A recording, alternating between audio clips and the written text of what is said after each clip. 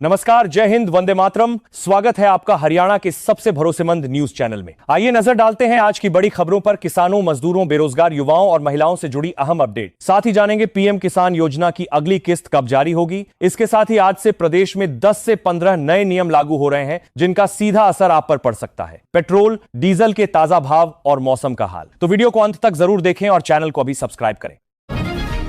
साध्वी यौन शोषण और हत्या के मामलों में रोहतक की सुनारिया, जेल में सजा काट रहे डेरा सच्चा सौदा प्रमुख राम रहीम को एक बार फिर 21 दिनों की पैरोल मिली है। बुधवार तड़के 6 बजे राम रहीम जेल से बाहर निकला और सुरक्षा गाड़ियों के भारी काफिले के साथ सिरसा स्थित अपने आश्रम के लिए रवाना हो गया। बीते 6 वर्षों में डेरा प्रमुख को 17वीं बार जेल से बाहर आने की अनुमति मिली है। इस फैसले से जहां समर्थकों में खुशी है, वहीं सामाजिक संगठनों ने कई सवाल खड़े किए हैं। साइबर सिटी गुरुग्राम में मूसलाधार बारिश ने आम जनजीवन को पूरी तरह से अस्त व्यस्त कर दिया है। शहर की प्रमुख सड़कों, एक्सप्रेसवे और निचले इलाकों में कई फीट पानी भर जाने के कारण भयंकर जाम देखने को मिला। स्थिति की गंभीरता को देखते हुए जिला प्रशासन ने निजी और कॉरपोरेट कंपनियों को अपने कर्मचारियों के लिए वर्क फ्रॉम होम लागू करने की सलाह दी। इसके बाद साथ ही छात्रों की सुरक्षा के लिए सभी स्कूलों और कॉलेजों में ऑनलाइन कक्षाएं चलाने के निर्देश जारी किए गए।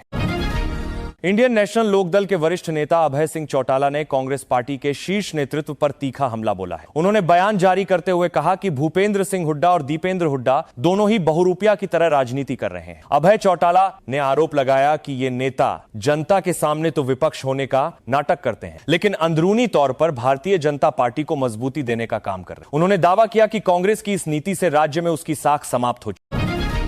जननायक जनता पार्टी ने राज्य में लगातार बढ़ रही बेरोजगारी और चरमराती कानून व्यवस्था को लेकर मौजूदा सरकार के खिलाफ मोर्चा खोल दिया है। जेजेपी के राष्ट्रीय संयोजकों ने प्रेस कॉन्फ्रेंस के दौरान सरकार पर तीखे जुबानी हमले किए। पार्टी नेताओं ने चेतावनी दी कि यदि युवाओं को रोजगार देने और अपराध पर अंकुश लगाने के लिए तुरंत ठोस कदम नहीं उठाए गए तो जेजेपी पूरे राज्य में एक व्यापक आंदोलन शुरू करेगी। उन्होंने कहा कि आम जनता और युवा आज की नीतियों से परेशान हो चुके हैं।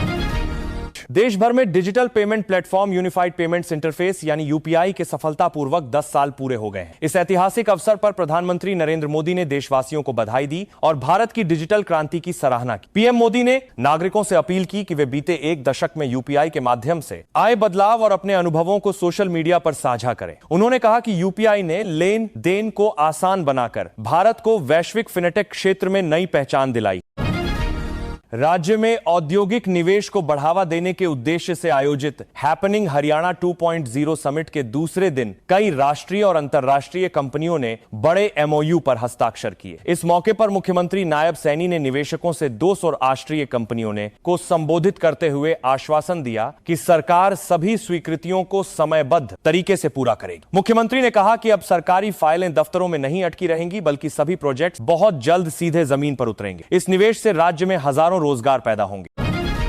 मुंबई में आयोजित रक्षा क्षेत्र से जुड़ी एक विशेष राउंड टेबल बैठक में देश विदेश के प्रमुख निवेशकों ने हरियाणा में अपनी गहरी रुचि दिखाई। राज्य सरकार के प्रतिनिधियों ने जानकारी दी कि हिसार जिले में देश का एक बड़ा और आधुनिक डिफेंस सरकारी है मैन्युफैक्चरिंग क्लस्टर स्थापित करने की योजना पर तेजी से काम चल रहा है। इस क्लस्टर के बनने से रक्षा सामग्री, ड्रोन और सैन्य उपकरणों का निर्माण स्थानीय स्तर पर संभव हो सकेगा। निवेशकों ने सरकार की नई औद्योगिक नीतियों और एकल खिड़की प्रणाली की सराहना की है।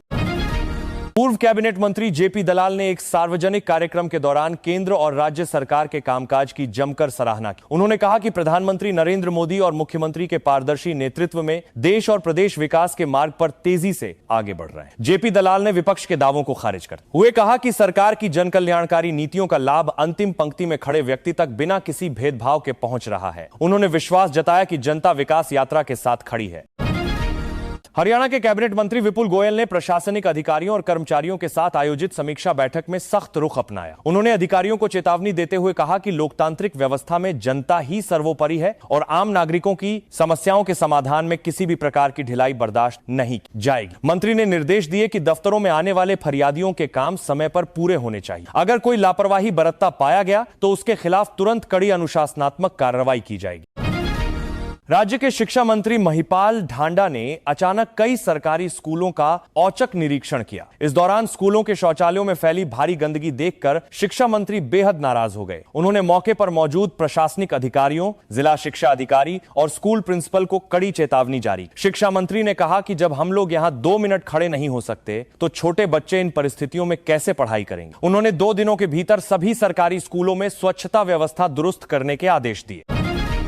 भारतीय चीनी उद्योग संगठन यानी ISMA ने हाल के दिनों में चीनी की कीमतों में हुई बढ़ोतरी को लेकर स्थिति साफ की है। संगठन ने बयान जारी कर बताया कि देश में चीनी का पर्याप्त और अधिशेष स्टॉक मौजूद है, इसीलिए किसी को भी घबराने की जरूरत नहीं है। ISMA के अनुसार हालिया तेजी केवल त्योहारी सीजन से पहले की सट्टेबाजी और थोक मांग के कारण आई। संगठन ने दावा किया कि नई फसल की पेराई शुरू होने के साथ ही बाजार में चीनी के दाम घट जाएंगे। हरियाणा विधानसभा के आगामी मानसून सत्र से पहले पूर्व अध्यक्ष अकरम खान ने सरकार की नीतियों पर तीखा हमला बोला है। उन्होंने कहा कि मानसून के दौरान यमुनानगर और आसपास के इलाकों में हर साल होने वाले जलभराव से जनता काफी त्रस्त है। अकरम खान ने स्पष्ट किया कि विपक्ष इस बार विधानसभा सत्र के दौरान शांत नहीं बैठेगा और यमुनानगर के जलभराव, खराब सड़कों तथा जनहित के अन्य ज्वलंत मुद्दों को सदन के पटल पर पूरी मजबूती से उठाएगा। उन्होंने सरकार पर प्रशासनिक नाकामी का आरोप लगाया।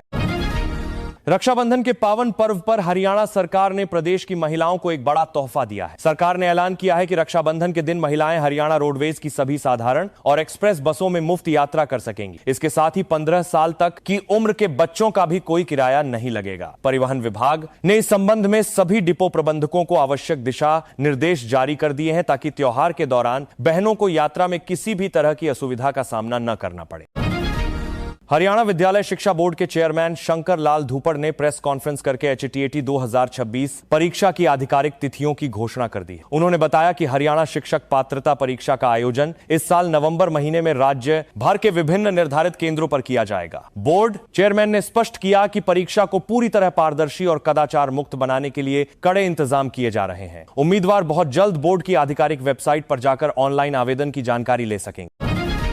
इजराइल के प्रधानमंत्री बेंजामिन नेतन्याहू ने ईरान पर बेहद गंभीर और सनसनीखेज आरोप लगाए। नेतन्याहू ने दावा किया कि तेहरान की खुफिया एजेंसियों ने उनके बेटे की हत्या करने की एक बड़ी गुप्त साजिश रची थी, जिसे समय रहते विफल कर दिया गया। वहीं दूसरी ओर इस घटनाक्रम के बाद अमेरिका ने ईरान की अर्थव्यवस्था और तेल निर्यात पर अब तक के सबसे कड़े प्रतिबंध लगा दिए। अंतर्राष्ट्रीय स्तर पर बढ़ते इस तनाव के कारण मध्य पूर्व में सुरक्षा परिस्थितियां बेहद नाजुक हो गई। देश में चीनी के बाद अब प्याज की लगातार बढ़ती कीमतों ने आम उपभोक्ताओं की रसोई का बजट पूरी तरह बिगाड़ दिया है। देश के प्रमुख थोक और खुदरा बाजारों में प्याज के दाम 80 रुपए प्रति किलो के आंकड़े को पार कर गए हैं। व्यापारियों का कहना है कि मुख्य उत्पादक राज्यों में भारी बारिश के कारण फसल को हुए नुकसान से आवक प्रभावित हुई। हालांकि सरकार का दावा है कि बफर स्टॉक से प्याज की आपूर्ति बढ़ाकर बहुत जल्द बढ़ती कीमतों पर अंकुश लगा लिया जाएगा।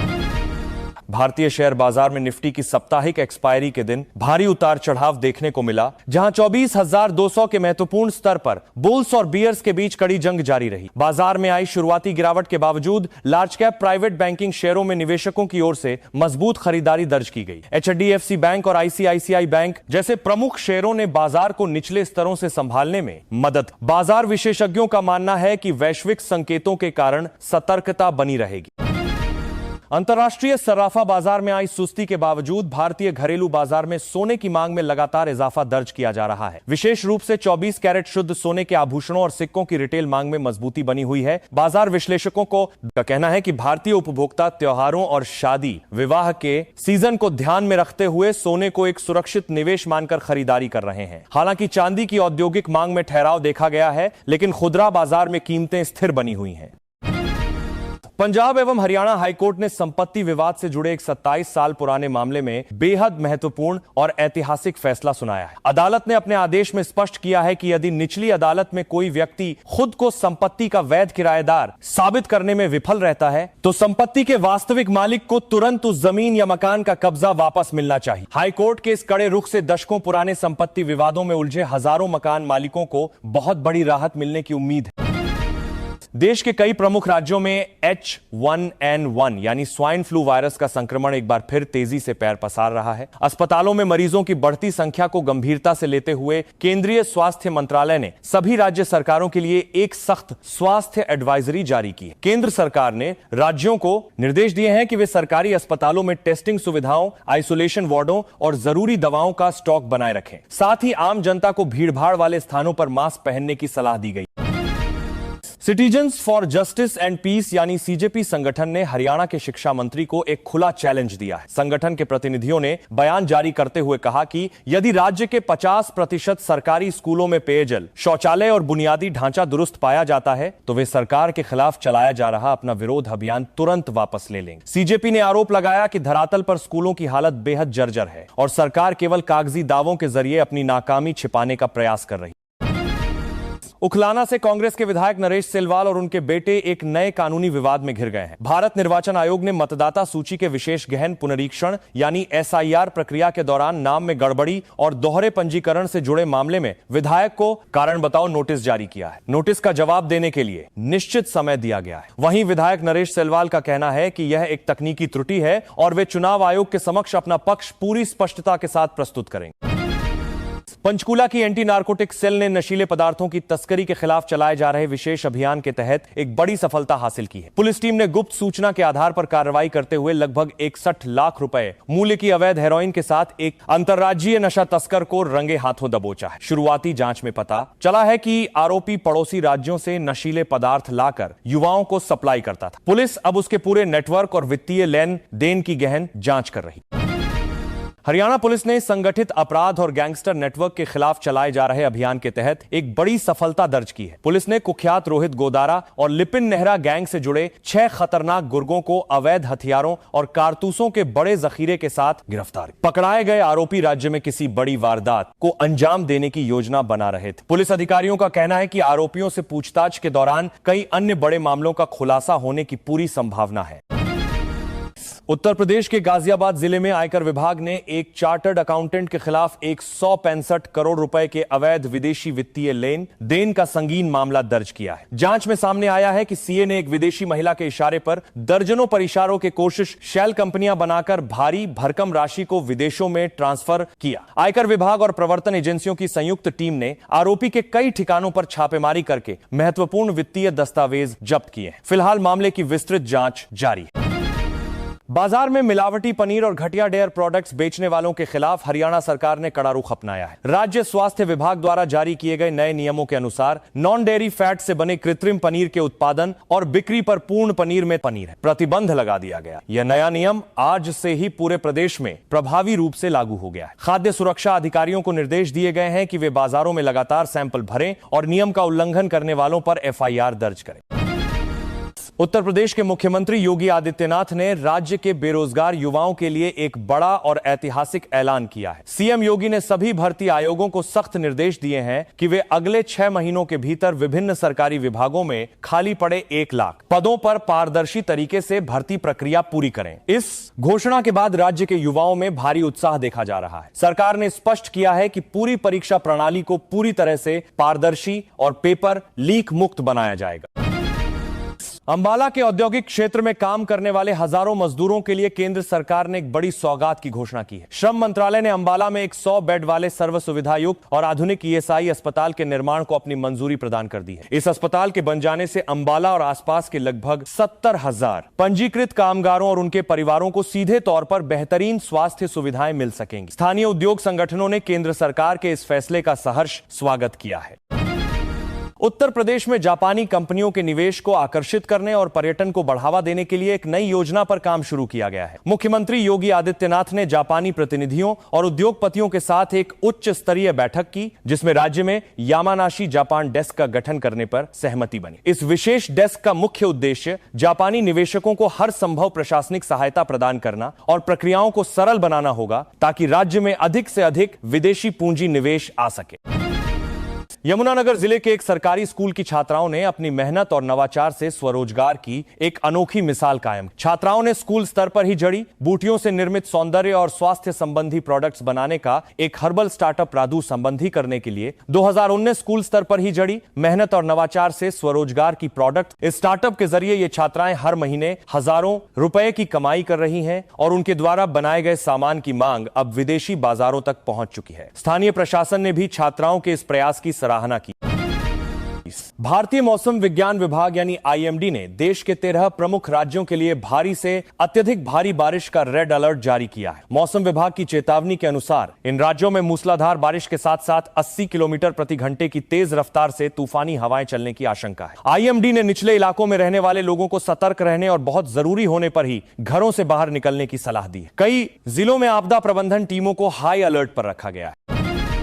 देश भर में हो रही मानसून की मूसलाधार बारिश का सीधा असर अब आम आदमी की थाली पर देखने को मिल रहा है। बारिश के कारण फसलों को हुए नुकसान और परिवहन बाधित होने से थोक मंडियों में सब्जियों की आवक काफी घट गई है। इसके परिणामस्वरूप खुदरा बाजारों में टमाटर, हरी मिर्च, धनिया और अन्य मौसमी सब्जियों की कीमतों में भारी उछाल दर्ज किया गया है। सब्जी विक्रेताओं का कहना है कि जब तक मौसम सामान्य नहीं होता तब तक कीमतों में राहत मिलने की संभावना काफी कम है। हरियाणा में अपनी राजनीतिक जमीन को मजबूत करने के लिए कांग्रेस पार्टी 26 अगस्त से अपने जनसंपर्क अभियान का 5वां चरण शुरू करने जा रही है। इस चरण की शुरुआत झज्जर जिले से होगी, जिसके तहत पार्टी के राज्य प्रभारी और अन्य वरिष्ठ नेता 4 प्रमुख जिलों की 14 विधानसभा क्षेत्रों को कवर करेंगे। इस यात्रा के दौरान कांग्रेस नेता कार्यकर्ताओं से संवाद करेंगे और सरकार की विफलताओं को जनता के सामने रखेंगे। पार्टी को उम्मीद के लिए है कि इस अभियान से उसके संगठन को नई ऊर्जा मिलेगी। आज का संक्षिप्त राशिफल। आज का दिन मेष, सिंह और धनु राशि के जातकों के लिए बेहद शुभ रहने वाला है। कार्य क्षेत्र में नए अवसर प्राप्त होंगे और आर्थिक स्थिति में सुधार होगा। वृषभ, कन्या और मकर राशि के जातकों को स्वास्थ्य तथा खान पान के प्रति थोड़ा सचेत रहने की आवश्यकता है। मिथुन, तुला और कुंभ राशि वाले जातकों को आज पैसों के लेन देन में सावधानी बरतनी चाहिए। वहीं कर्क, वृश्चिक और मीन राशि के जातकों के लिए आज का दिन मिला जुला रहेगा। परिवार का पूरा सहयोग मिलेगा, लेकिन यात्रा के दौरान सतर्क रहे। आपका दिन शुभ और मंगलमय हो।